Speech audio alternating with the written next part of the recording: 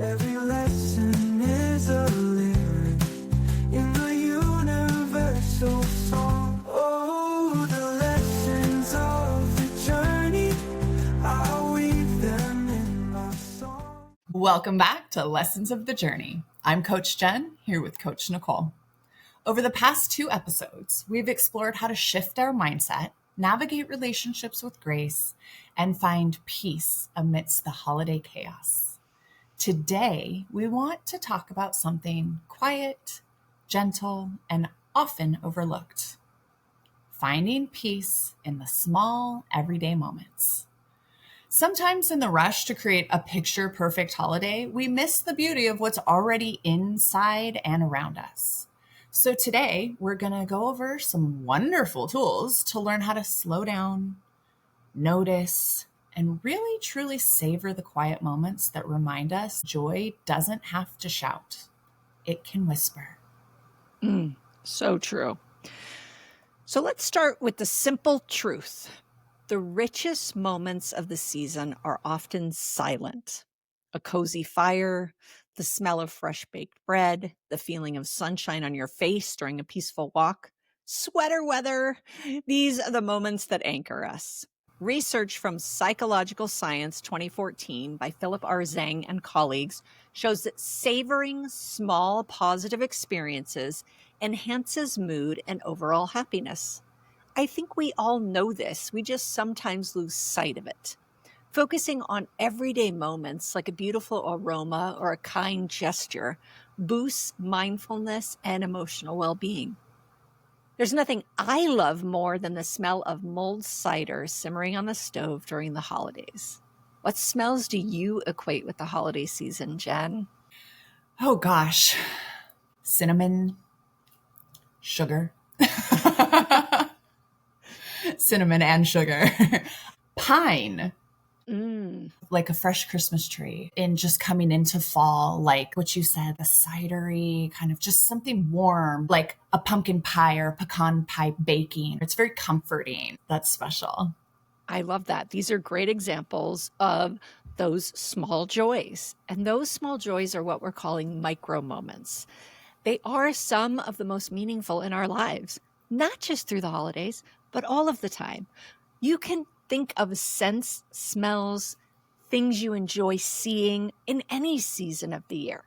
But this season, we're talking about the ones that feel holiday. They not only boost mood, but strengthen our sense of connection to others. So let's take a moment and pause to reflect on the following question. What one small moment from the last week made you smile? Now ask yourself, what was it about that moment that brought that warm feeling? What's wonderful about these memories is they are yours forever. You can revisit them anytime you like. Choose 1 or 2 memories that you can come back to anytime throughout this holiday season. Preparing this memory now makes it so much easier to reach back, so you can bring it up again when you need a quick smile, when things are stressful during the holidays. That's what we want to do for you. I'll tell you what just made me smile. So my little boy is 4 and 6. They share a bedroom. And for whatever reason, the other night, they just were not tired. They were not trying to go to bed. They were not having it. And we're trying to be a little more strict about bedtime because, kids will milk it. And so we've gotten them to kind of settle in, but they're not asleep. Their dad goes in, he comes out and he goes, they were talking story together. They were chatting and they're 4 and 6. And initially I want to be like, they're supposed to be in bed. But then I went, oh, my babies are just liking each other right now. I was like, they're going to be the best friends. I just got this whole, I'm like, so I'm not going to go in there and yell at them because they're not asleep. I'm going to let them fall asleep talking because that's how best friends are made. I think you're so right in that.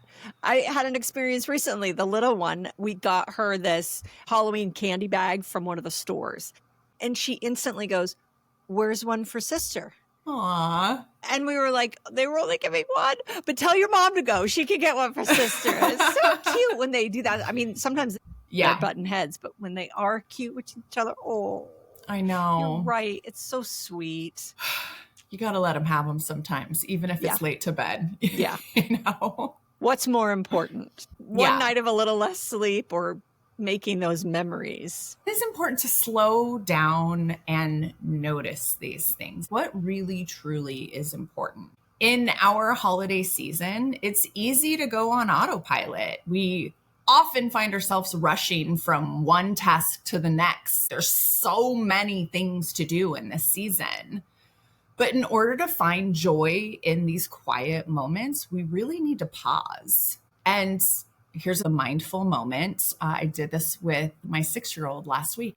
The next time you're pouring coffee or walking to your car or even waiting in line, take a breath.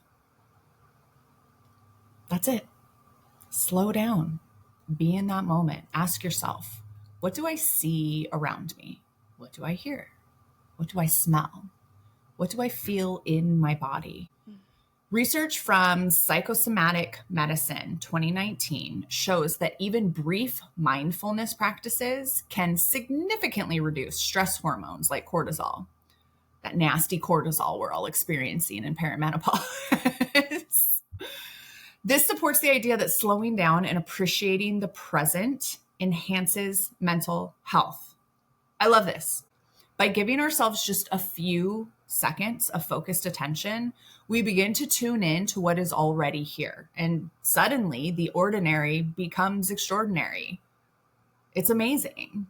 I love the idea of when you're waiting in line, because even if you do all of your shopping online, I remember when we have to go to the toy store. Now, Yeah. I don't know about everybody else, but I'm like, Amazon will bring it to my door. Yeah. But we still go to the grocery store. We're still waiting in a line once in a while. And I love the idea of when you're waiting in line, especially through the holidays. There's so much joy to see when you slow down and take the time.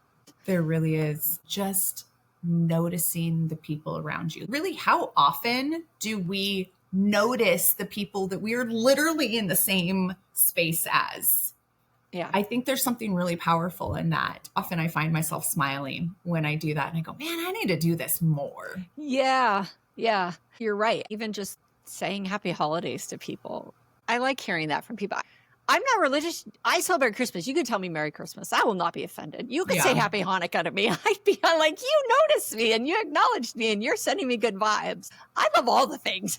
Like, don't get caught up in taking offense is a choice. You can choose to just be happy. Yes, it's okay. yes. It's okay. That's a really good line. Taking offense is a choice. I say happy holidays because I want to include all, but that is a really good point. I don't care what someone says to me. If they wish me positive things, however they do it, I'm taking it. Yeah, it really is the sentiment. Yes. We don't know each other. My attempt was to have a positive impact. Like, let it. We don't have to be so angry all the time. Or offended. Right. Yeah. Take it for what it is. Let's talk about anchoring in gratitude. Now, you guys know Jen and I are big on gratitude. This is the thing for us. Yeah. So another way to find joy in those quiet moments is through gratitude. We have an entire episode on gratitude. We're going to link it in the show notes for reference. Instead of waiting for something big, I think a lot of people do that when it comes to gratitude. Try to notice something each day. Try to notice something small. A flower blooming outside, a kind word from a stranger, someone wishing you happy holidays or Merry Christmas or Happy Hanukkah or Happy Kwanzaa, any of the things. Yeah. The warmth of a favorite sweater. Obviously, I'm into sweaters. I live in Hawaii, so Jen sweater doesn't get the sweaters. But I'm excited being back on the mainland to have sweaters. Sweater weather's a thing for me. Research from psychological science indicates that gratitude actively rewires our brains for safety and connection. It helps us see more of what's good, even in small things. You will get what you focus on. Absolutely. So if you focus on the gratitude, it's going to show up. Okay, here's something you might try. At the end of the day, jot down 3 tiny moments that brought you peace or happiness, or made you giggle, or just smile, or warmed your heart, whatever it feels like. Even the tiniest thing. It could be a cup of tea, a cup of coffee, a quiet laugh, a loved one's smile, a stranger holding a door for you. These all count. Yeah. If you've been with us for a while, you know that my family says gratitude at dinner time. We always sit down for dinner together and we always hold hands and say gratitudes. And Max, my 4-year-old, just recently 4, when he's not sure of what to say, he'll be like, I'm thankful for my face and mom's face and Grant's face and dad's face and PJ's face and grandpa's face and grandma's and he just lists everybody's face. And we're like, Face. yeah, man, thank you. I'm thankful for your face. Your face and your face and your face. I have an appointment later and get my nails done with my friend. I'm going to be like, I'm so thankful for your face. Yes. She will love it. If you look back, exactly what you said, Nicole, the little tiny quiet things, those are the things that are going to really bring us that peace and joy that we're talking about. Absolutely true. I love that. I live on property with my grandkids and one of my sons and his wife. Let me say it this way. I get to live on property with my son and my grandkids and his wife. I also live on property with my son, my grandkids, and his wife. I can look at it either way. I can come at it from either direction. Tim and I do gratefuls. It's almost always includes something that happened with the family because we get to live this experience. Is it always fun? Hell no. There are moments. It's life, right? It's all these dynamics and all these different people and all these different personalities. There's always something to be grateful for. That's what I remember in the episode. You have to listen to the episode, but there's always something to be grateful for. Yeah. Your experience, great all the time or not, that is my mom's dream. My mom wishes she could live on property with her kids, her grandkids. She was just here visiting us. And the second she gets on a plane, it's like, I miss you. We do because we don't get enough with you. So what you get to live, she wishes she could. Yes. That's a really important point is there's always something that could be different or better or worse. So why is it that we can't just be perfectly happy with what it is for us? Because really happiness is an inside job. We get to decide what that's going to look like. I think it's because when you're living the experience, you don't realize that your experiences that you get to have are somebody else's dream. Now, with the living on property, I will tell you that's some grandparents' nightmare. True. Some of them are like, I would never do that. Not in a million years. And I get that. It doesn't work for you. For me, I love access it. all the time. No. No. But I have a almost 4-year-old walking through my door every day. And I love that. I don't have to connect with her parents. She's coming over. Yeah. Aw. So here's a practice for you. It's called the gratitude trace. Recall one small moment from your day that made your heart lighter. Breathe into that experience and hold on to the feeling. That's another thing when it comes to gratitude that I think we have to talk about a little bit more. It's not just, I'm grateful for this, this, and this, and then you move on. Mm-hmm. I always say it's sinking from the head to the heart. It's allowing that feeling to envelop you again. And that's such an important piece of when we're doing our gratitudes because it's a feeling that we're tapping into. So if we allow that feeling to wash over us, our gratitude becomes more powerful. This is all energy.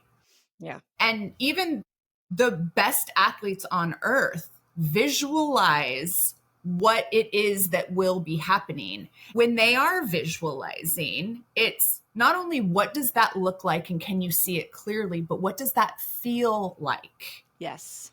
And to allow yourself to feel the feeling of the thing that has not yet happened that you are visualizing is the full picture of creating the thing. Some people call it manifestation. It's visualizing and feeling that feeling. So you're so on point with that, Nicole. We love gratitude. Yes. That's why we have a whole episode on it. A whole episode. Now, a lot of that, to your point, is you have to be present to do that. And there is really a magic in that presence. It's a gift. It's being fully here and now, not distracted, not rushing, just present with whatever it is. When we're mindful in the small moments, we deepen our connection to ourselves and to others.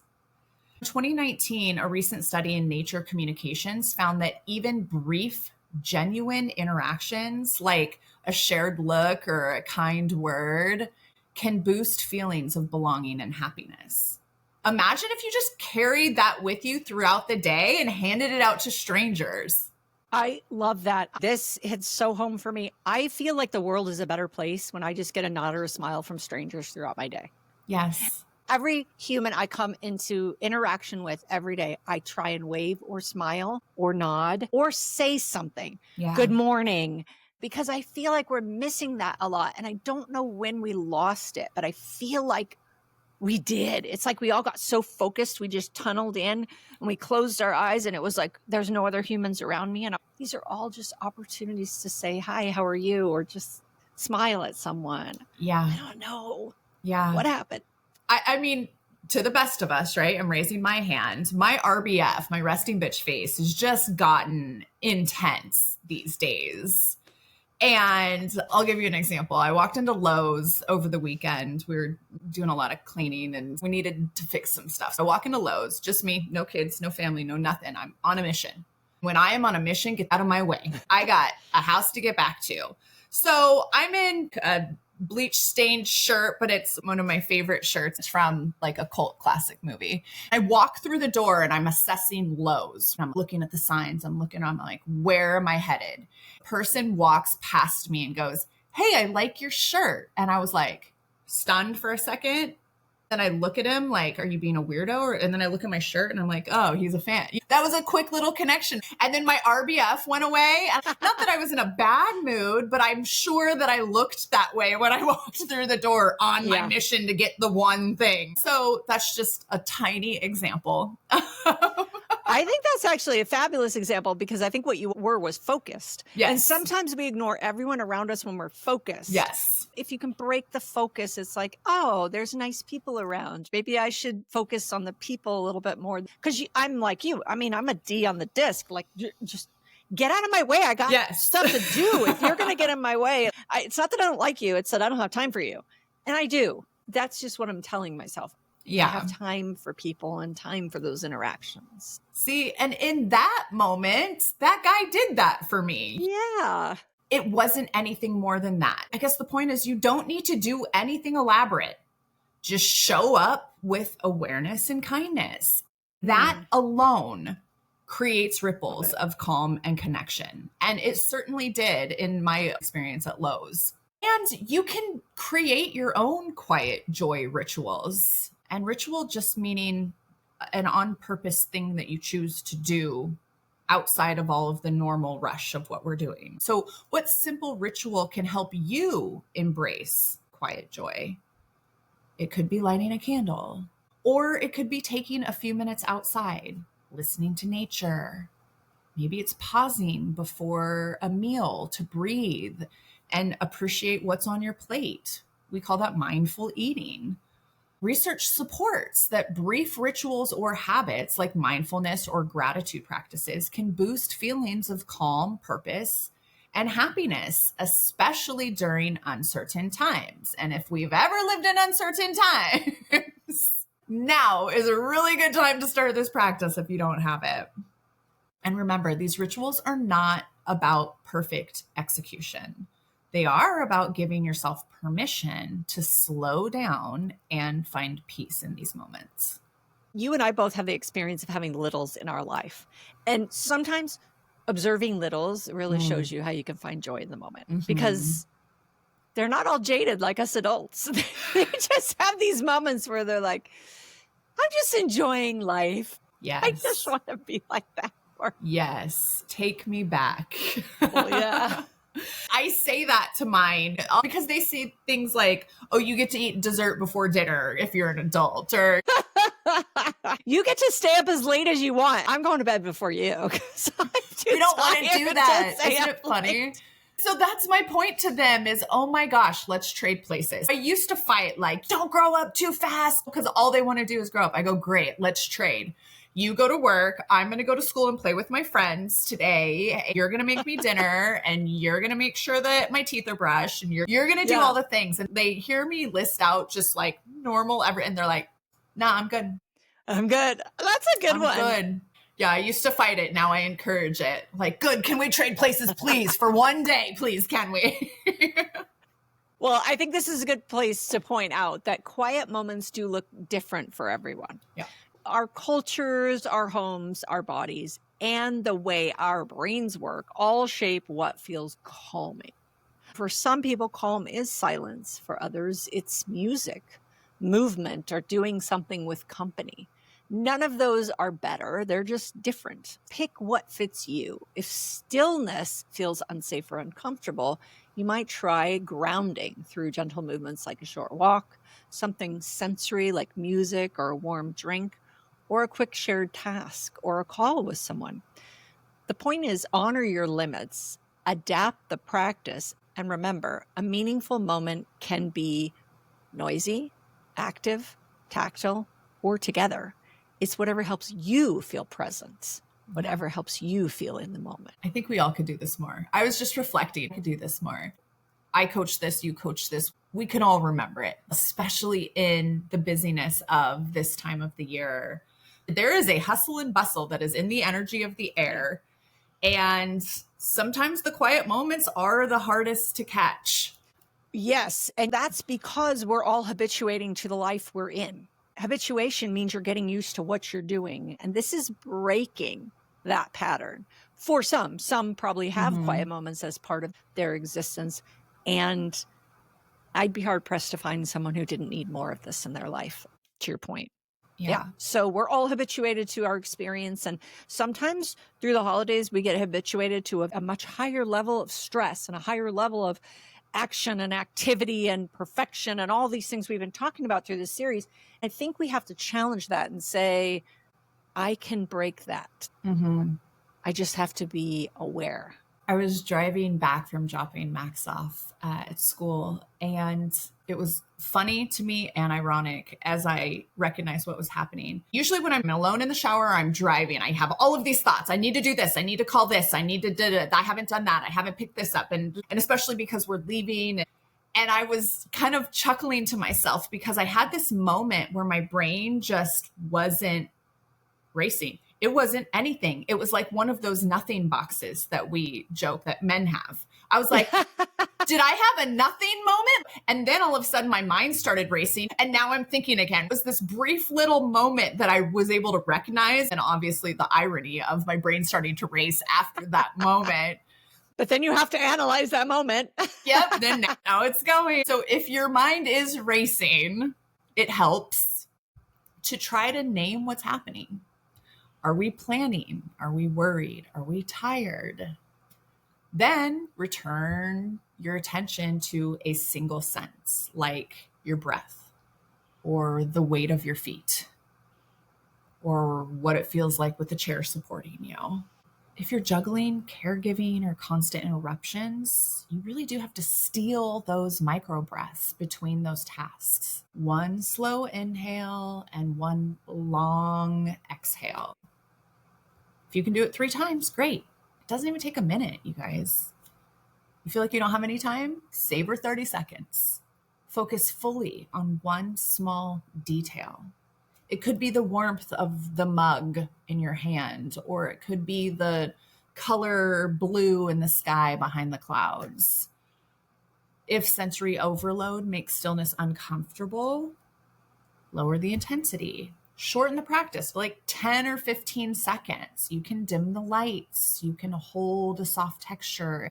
You can use a gentle motion like rocking. I'm a movement person. And for my 6-year-old who has a stutter, tapping helps him slow down and remember that he can move through these sentences. We don't have to be in a rush all of the time.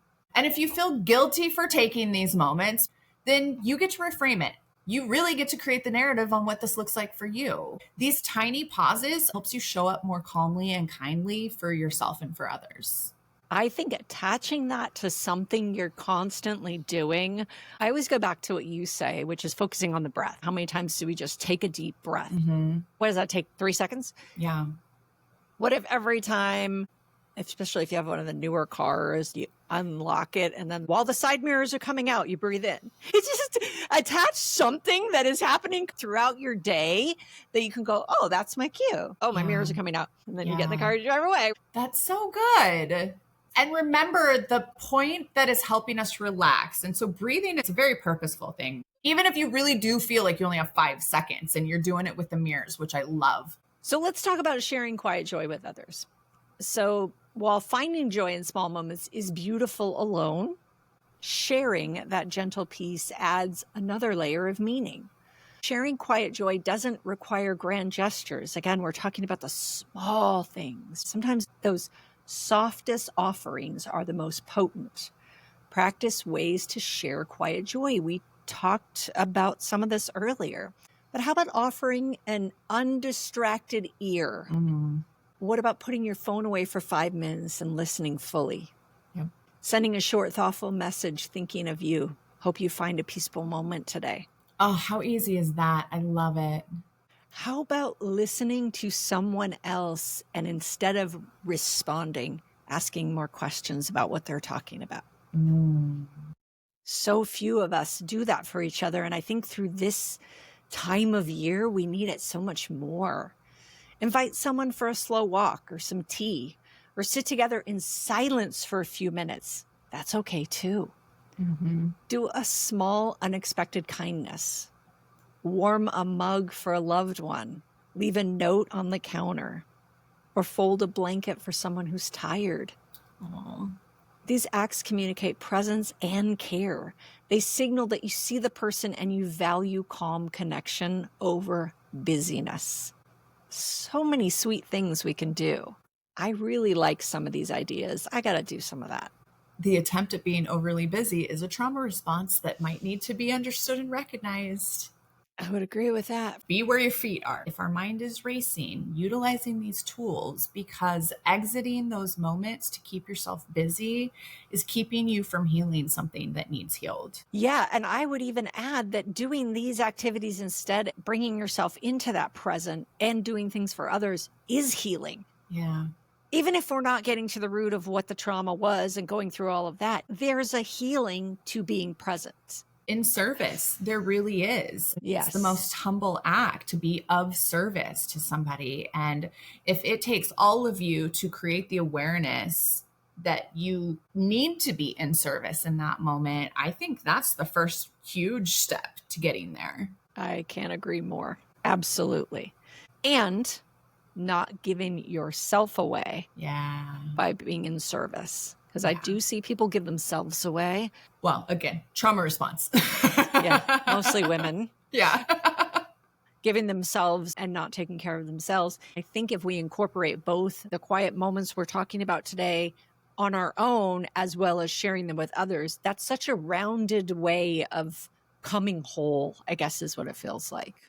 Yeah, that's a really good way to say it. I was just prompted to think that so often, and again, women, because I've been there, and very honestly, I slip back into it sometimes. I think, I already am taking care of so many people, I can't even take care of myself. It's so overwhelming. And what we're talking about here is one of those ways to pause that wackiness, that crazy, and take a minute to, on purpose, go within and reclaim some of your own peace, because you really can't show up for all of those people that you are responsible to if you cannot show up for yourself. Burnout is a real thing, and it's really important to be able to come back to yourself. You can't pour from an empty cup. You can't do it. You can show up for them, but you're going to burn yourself out, like you said. Resentment, contempt, go back and listen to the conflict code. All of those things that we are talking about in that come from our inability to be with ourselves. Yeah. So hopefully in this holiday season, we can help you get back there a little bit. So, okay, let's try this. It's a short little practice. Let's all do it together. Let's take 3 slow breaths. What do you think about a box breath, Nicole? Sure. That's a 4-4-4-4. So we're going to do this 3 times. And y'all will notice on the little ticker of our time, it takes 1 minute to chill yourself out. Ready? So we're going to breathe in for 4. Breathe in, 2, 3, 4. Hold, 2, 3, 4. Out, 2, 3, 4. Hold, 2, 3, 4. Breathe in, 2, 3, 4. Hold. 2, 3, 4. Out. 2, 3, 4. Hold. 2, 3, 4. One more. In. 2, 3, 4. Hold. 2, 3, 4. Out. 2, 3, 4. Hold. 2, 3, 4. How we feel? Oh, I like that. It's a good balancing breath right there. 1 minute, we can do this. Wow. Also, remember, one small, quiet moment from today that warmed you. Maybe it was a light through the window or a soft laugh or one of those comforting scents. If you can hold that moment for a beat or hold it in one of those breaths, breathe into the feeling of that gratitude or contentment that it brings to you. And imagine on those out breaths, sending that gentle feeling out to someone you care about. It's really powerful. I'm going to ask a question for reflection as we end here. Who could you share a small moment of joy with this week? And what might that look like? You get to visualize that and feel the feeling and then make it happen. I love that. So I did the breathing with you. I am a person who fidgets with my fingers a lot. I have a tendency to take my rings off and on. I do this constantly. And I didn't realize I was doing it until the second breath when I stopped. Oh, That was interesting because then my hands settled down, yeah. which I know is just a busyness. It's an actual physical busyness in my body. It's the way my busyness actually manifests in myself. Doesn't make sense. Yeah, I'm a foot tapper. I got my knee going regularly. And Yeah. You're right. I'm the same in that in meditation and breath work. I find the same thing. It takes a little bit, like what happened to you. My body does finally settle into that because it's like, oh, we're here now. This is what we're doing here and now. Yeah. Because it knows, okay, she's made this active decision to do this here and now. And the busyness, I think, is, oh, I could be doing so many other things because we're producers. We go and we do. And it's amazing what this breath work will do, y'all. Wow. Okay, let's go into some takeaways. Yeah, what do you got? Oh my gosh. I just think the reminder is so important. And I love the realization that we're so in our own track and we really are like horses with blinders on, just running through our lives. Yeah. And the realization that our experiences, somebody else is dreaming of having the experience we're having. Yet we can be looking at an experience and going, well, look at everything I have to do. I mean, even take the holidays. If you're somebody who's like, oh, I need to buy gifts for everybody. You get to buy gifts for everybody. Yeah. See that statement just right there. It's like some people wish they could buy gifts for everybody. Or I have to make this meal. You get to make a meal that some people probably don't get to have or make. There's so many opportunities being able to take these little or big things and go, this is really cool. All of these 3 episodes, to me, this holiday conversation, it's really about savoring. And I think that's such a great word. So I'm going to say it's just the savoring It is, of all especially of in this. this holiday season. Love it. Paul and I had this conversation. We spend all day cooking and then we sit down and eat for 30 minutes. And yes, we say our gratitudes, but we kind of do that every night. This year, I'm like, I'm not cooking for any of y'all. Let's go to one of the resorts and have a lovely luau or something. And we can be together. And it will be lovely. And that is our joy this year. But I really had to do some unlearning there with that. Like, no, of course you cook for your family. I'm out, y'all. I'm out. I can't do it. And can I? Yes, I could. Do I want to? No, I don't. It can look like whatever it needs to look like is my point. Yes. And that is my takeaway. You get to decide what that looks like. You get to be fully present in these moments that really light you up. And you get to delete the moments that don't. You get to do that. Does it serve you? If not, make a new thing. Go with that. Love it. I love what Nicole's saying, though. That language matters. I get to. I am excited to. I love this. Find those moments and more of those moments will come. Yeah. And you're listening to this, it's 2 days before Christmas. Maybe it's after Christmas for you if you're listening to this a couple of days after it was released. This is the time. You've been through the season and you have a few more days to relax into this and just take the time. Just remembering this continues on. All right, let's go into our questions. Yay. Okay, you know I'm going first. Have I hijacked this for you, Nicole? Yes, but I like going first because then I won't be nervous about what I have to answer. I like getting it done. Okay, I get a little bit excited going, what's she going to ask today?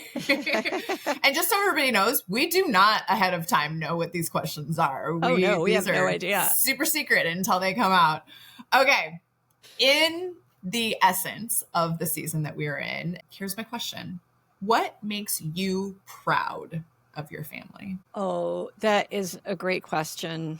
I have so many prouds when it comes to my family. I am proud of the connection and love and support that my family has.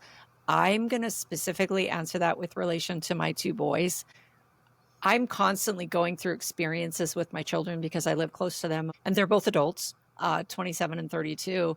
And I'm so proud of the men they're becoming, and that when something in our family that's important happens, they show up in great ways as great men. I mean, my children parrot back to me questions and comments about how to be a better person. Oh my gosh, when they do that, I'm just like, I love you so much. I feel that. I love it. But it's those real conversations, those heartfelt conversations when one of my sons can be honestly in the conversation, the more mature adult. And you're just like, whoa, I did a good job. Yay. I'm so proud of you. Oh my gosh. Because I want to have real adult conversations with my kids. And I just love that. So I'm going to go with my boys. Great answer. What amazing men they are. Thank you for that. That was awesome. There you go. Just wait. It just gets better. Yeah. But you're in such a good phase right now. Okay. My question is, what is your favorite holiday tradition? Ooh. I think in another episode, I referenced my mom as the light Nazi for the Christmas tree. Yeah. I do remember that. So I don't live with her anymore. But one of my favorite traditions was, even though we complained about it, was my brother and I would be responsible for filling in all of the gaps for the light Nazi, i.e. my mother. Now that I don't live with my mother and we are not there to decorate her tree, and we are creating our own Hawaii family traditions, I would say that it's what we are choosing to do this year, which is abandon the plastic holiday, abandon the spend lots and lots of money on stupid shit that's going to break or they're going to fight over, or we're going to end up giving to Goodwill in 6 months. Abandon all of that and create memories via experiences. So that's what we have chosen to do this particular holiday season. This is what holiday season will look like for us. You heard me say, no more cooking all day on Christmas. I really want to enjoy this time because it is so limited. And so creating those, like we have a Charlie Brown Christmas tree, a new ornament every year for the boys is kind of a fun thing because they like to go pick out their own ornament, and it's probably related to something that they're obsessed with in those months leading up to it. And so those are special things that I'm really excited about for our future, and the future holidays that we will have is really what we've decided to create this year and beyond. So it's the time, the moments, the memories, the experiences together over the, you're not going to remember what I got you when you were 4 for Christmas because it broke the next day, instead of those things. So true. Flash forward 25 years and I'm in your experience, and I'm every Christmas unwrapping those ornaments. Yeah. And every one of them brings back a memory. Aww. And it's a beautiful thing. It's going to bring you a lot of joy. Aww, So. you cry. Okay. I'm looking forward to it. Love that. I told my kids, not only do I love you, I like you. And that's a pretty special thing. So yes, you may not feel like it now. Your mother wants to hang out with you, and that is a feat. So there you let's go. Well, remember, joy doesn't always arrive with fanfare. It often whispers through tiny, ordinary moments. And by slowing down, practicing gratitude, and intentionally sharing presence, we can uncover a steady, gentle well of happiness that sustains us through the holidays and beyond. Thank you for joining us on Lessons of the Journey. If this episode resonated, try one small ritual this week and notice how it shifts your day. Share your experiences with us. We'd love to hear which quiet moments brought you joy. And from our families to yours, we wish you the warmest, most joyful holiday season. Until next time, be gentle with yourselves, notice the little things, and this season and beyond, let the quiet moments do their work. Bye, everyone. Bye. Write your lives with passion.